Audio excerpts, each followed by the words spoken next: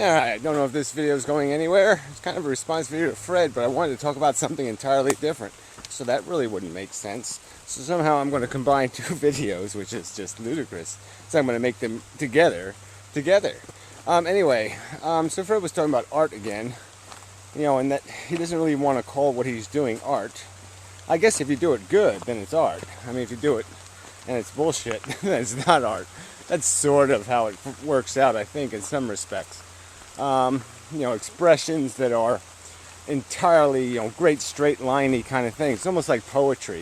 You know what I mean? Poetry that does this wonderful straight line thing, beautiful words, beautiful phrases. They write a song about it or whatever.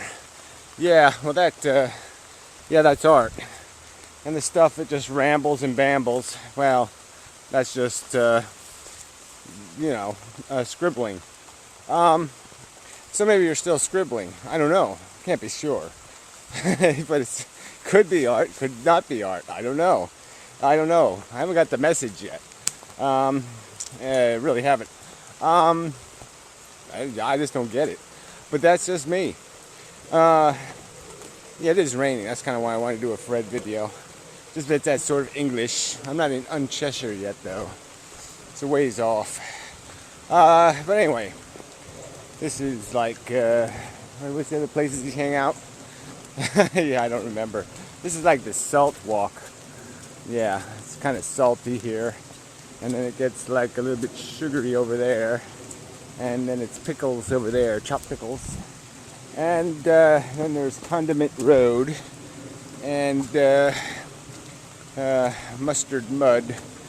And, well, anyway, never mind. See, now that was just playing with words, and maybe it could have been art to somebody. So, I mean, as soon as you slop with colors, you might be making art.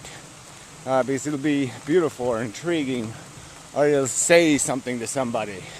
And as long as it's saying something, metaphorically or through obscurosis, look at a kaleidoscope. There we go. Oh, shit, I should have thought of this. So obvious. A kaleidoscope. It makes art constantly. It just churns it out like it's nothing.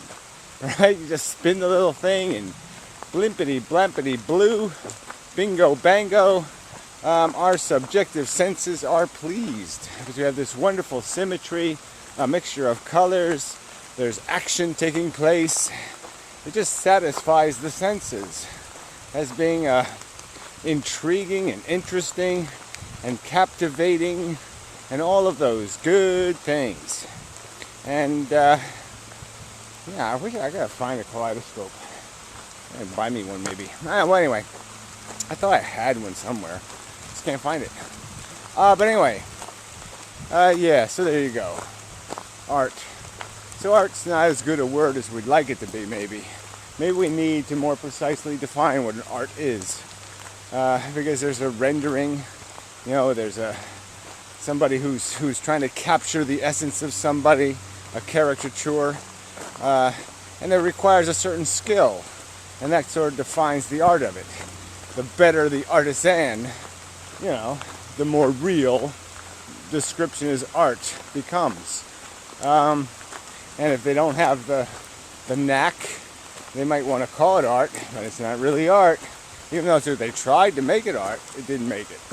So there's a standard, I guess, for the word. But, yeah, who wants to play with a word like that?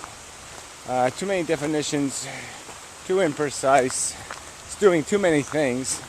Like I said, there's some objective standards of a good piece of art, like in the case of rendering. And then there's hugely subjective definitions based on, well, if the public likes it, you're an artist. If the public hates it, you're not. You know, doesn't mean much. So, oh, I just forgot to do the video I wanted to do. But the video I wanted to do was about, like, reproduce and sell, you fuckers. I mean, all of this is the product of a reproducing cell. One stupid cell by the dictates of a competition game between the descendants, where they fight for the inheritance, or whatever you want to call it. And they just, consume each other and beat the crap out of each other for billions of years. But where in that mechanism would art come up? Where in that mechanism does all these mamby-pamby beauty and love and all this other crap show up? It only shows up as phenomenon of psychology. All right, it's nothing. It's just bullshit. It's like a bird collecting blue things to impress its mate. There's no objective truth about the brilliance of the blue-nested bluebird. It just isn't. It's just doing something it values because it has evolved through natural selection, and those are the quirks that were advantageous because they produce some other beneficial effect in the organism.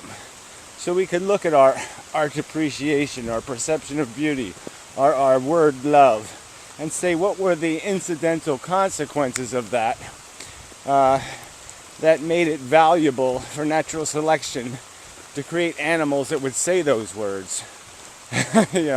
And that's the trick here too, though, is we're saying them. So first it's about what language survived and why did it survive. And we know that's not a fair fight. We know the dominant languages got here through might makes right, stupid wars. So all their words and their stresses of importances is likely a product of that unfair fight. So maybe words like love and beauty wouldn't even exist in a purer language, a different language. Maybe they'd be more explicit words for this idea of attachment, this idea of possession, this idea of desire, of want, and longing, and hunger. Because I say those are the constituents of these words that we call love and beauty. It has a hell of a lot more to do with cute and sycophanty. Doesn't have much to do with real character integrity. It has to do with some superficial shit, man. Some cosmetic crapola. And that is just conditioned incidentally. I mean, what you define as beautiful is completely defined by the circumstances of your conditioning. I mean, there's crazy people. Biodegradable Man posted a video of these sick, loony Muslim nutballs, who force their daughters to drink milk all day so they get fat, because they like fat women. And, somehow that makes sense to them. How you doing? To torture their daughters. So what? They can sell them for a big dowry or something? So make yourself a big fat daughter so she gets a lot of money. Is they just put the woman on a scale and say, how fat is she? That's how much she's worth. I mean, it's just sadistic. Well, anyway, beside the sadistic part, it's just this whole idea. Where do these fucktards acquire this conditioning? That now they like this eccentrically bizarre body type. That they have to create artificially like that. It's all subjective crap. I mean, obviously in our culture, you're going to get, it's going to be like the inverse. You're not here. Well, anyway, let's not do fat jokes, but yeah, it's not a winner. And you have a bunch of people starving themselves almost neurotically to acquire natural body types that are perceived to be valuable. So yeah, that's no good. But all that crap is just conditioning. And so again, back to art, maybe it's just all a conditioned definition of value. But I guess what I'm saying is that you can see it in art though. You can't just fake a beautiful piece of music. It has structure, it obeys rules. You can't just wish yourself to paint a brilliant painting. It does take knowledge of color and contrast. It's a bit of a performance to be able to make it, to pull it off. So these are very different things. And then what you're talking about is this idea of you just do something funny or funky or strange as a almost as a personality quirk. Yeah, is that art? Is it funny? Pull my finger. I don't know. I mean, some sort of. It's almost like it's a quirk of personality, and you're just saying, yeah, that's just an expression of my personality. It's not in an art contest. It might be artist E. It might be reducible with a little evaporation of the rough edges into some sort of straight line, perfect statement, some sort of poetry, quote unquote, that might rival Poeskian or something. I could see Poe going there. Yeah. But personally, I just can't mix penis and dead things. Just nah. Separate subjects altogether. Yeah, keep them away from each other. That's just me. There's Cheshire up there. Uncheshire. Yeah, let's go up. We'll take a little voyage to Uncheshire. See if I can fall down on the way to Uncheshire.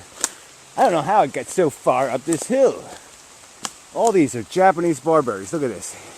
The deer have eaten all the native plants, and so the only thing that grows are these Japanese barberries. This is it. And they're prickers, but they're not horrible, which is good. They're more like thorn bushes. So, at least I can crawl through here without getting killed, because they're not insidiously prickery. They're only minorly prickery. Ow. Yeah, I got minorly prickered there. But that's what the deer have reduced it to shit. So here we are in Uncheshire. It's lovely. Yeah, lovely. Typical Uncheshire day here in whatever, Shitland. Yeah, the old Shitland of the Empire. It's not lumpy enough over here, though. Cheshire has more lumps. But it's still, Uncheshire should be a little un-Cheshire-y. Should be. That makes perfectly good sense. Look, a herd of elephant. I think they're elephants. Let's see, 1, 2, 3, 4, 5, 6, 7, 8, 9, 10, 11, 12, 13, 14, 15. Zoom in. About 15 deer over there. The herd. One of the bazillions of herds that have eaten everything in New Jersey and given poor people like myself Lyme disease. A horrible blight. And the tall pigs.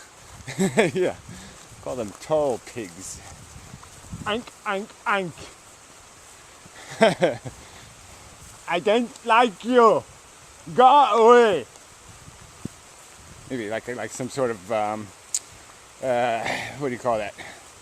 Switzerlandy kind of voice or something. Scare them.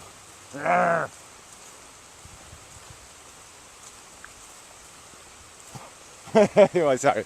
I was going to do a Heil Hitler thing or something, see if that would scare them, but probably doesn't work on deer. And it wouldn't be nice. I don't want to give them a fright. They're already scared enough. So you either run them over with a steamroller very quickly, or you don't do anything at all. So I'm going to leave Uncheshire. There, look, always that picturesque with the fence. Ooh, arty, art. Arty, art. Let's see if it looks better. No, it's better that side than that side. Look, stump. Ooh, stump. Art. Yeah, there's art everywhere. It's all over the goddamn place. My butt. Art. Look at my artistic butt. Yeah, pretty great, huh? Look, puddle. It's art. Anyway, it shouldn't be raining quite this much. This is a little annoying. I'm actually getting wet. Alright, anyway, till next time. And such and so forth and whatnot. So this is almost a video. Yeah, it's stupid.